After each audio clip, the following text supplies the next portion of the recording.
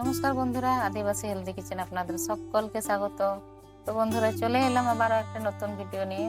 বন্ধুরা, আজকে রান্না করব ফুলকপি আর খাম আলু দিয়ে মাছের তরকারি। তো এখানে চিংড়ি মাছ আছে তিনটে না চারটে, আর পোনা মাছ। তো সেই মাছের সাথে খাম আলু আর ফুলকপি রান্না করব। প্রথমে মাছগুলোকে লবণ হলুদ মাখিয়ে নিচ্ছি।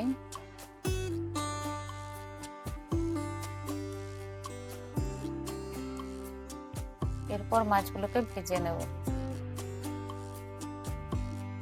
তো কড়াইয়ে দিলাম সরষের তেল।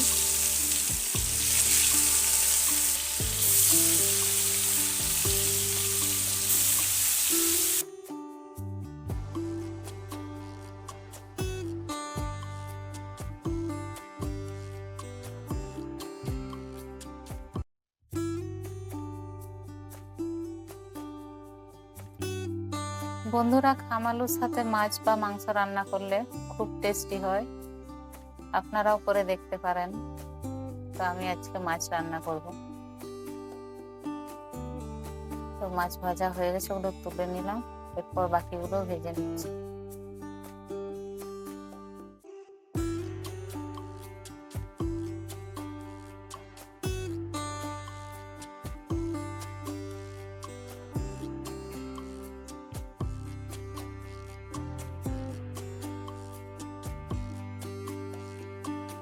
মাছ ভাজা হয়ে গেছে, এরপর রান্না করে নেব। তো কড়াইয়ে দিয়েছি সরষের তেল। ফোড়নে দেব শুকনো লঙ্কা আর তেজপাতা।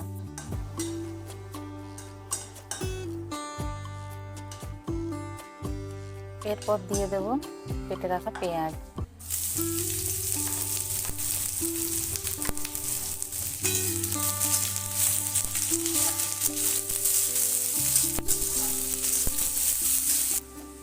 পেঁয়াজগুলো ভাজা হয়ে গেছে, এরপর দিয়ে দেবো আদা রসুন আর কাঁচা লঙ্কা শুকনো লঙ্কার পেস্ট।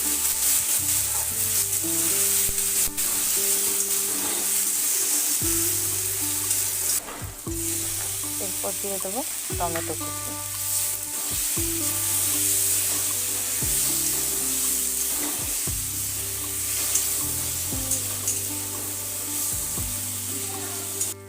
টমেটো গলে গেছে, এখন দিয়ে দেবো হলুদ গুঁড়ো, জিরে গুঁড়ো আর ধনে গুঁড়ো।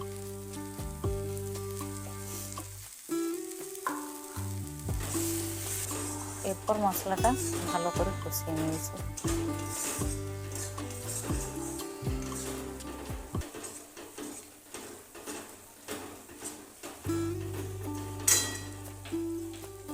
এখন দিয়ে দেবো ফুলকপি।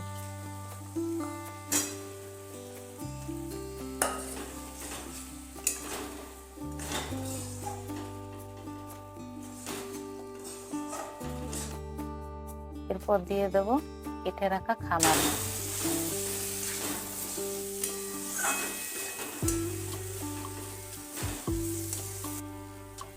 এরপর দিয়ে দেবো লবণ। লবণটা দেওয়ার পর বেশ কিছুক্ষণ কষিয়ে নেব।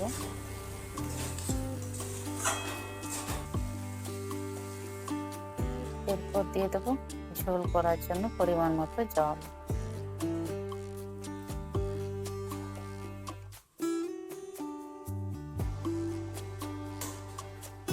জলটা দেওয়ার পর বেশ খানিকক্ষণ ঢাকা দিয়ে রান্না করে নেব, তাহলে খাম আলুটা তাড়াতাড়ি সেদ্ধ হয়ে যাবে।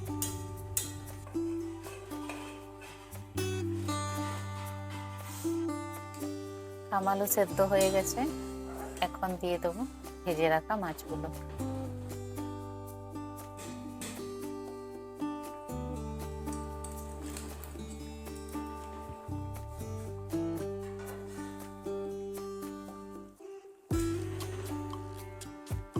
মাছগুলোর সাথে খানিকক্ষণ ফুটিয়ে নিলে রেডি হয়ে যাবে খাম আলু ফুলকপির তরকারি মাছ দিয়ে।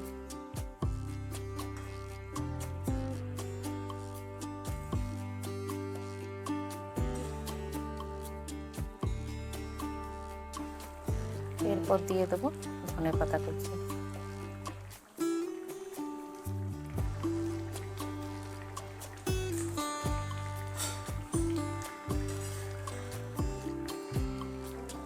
আমার রান্না হয়ে গেছে, এখন গ্যাসটাকে অফ করে আর ঢেলে নেব।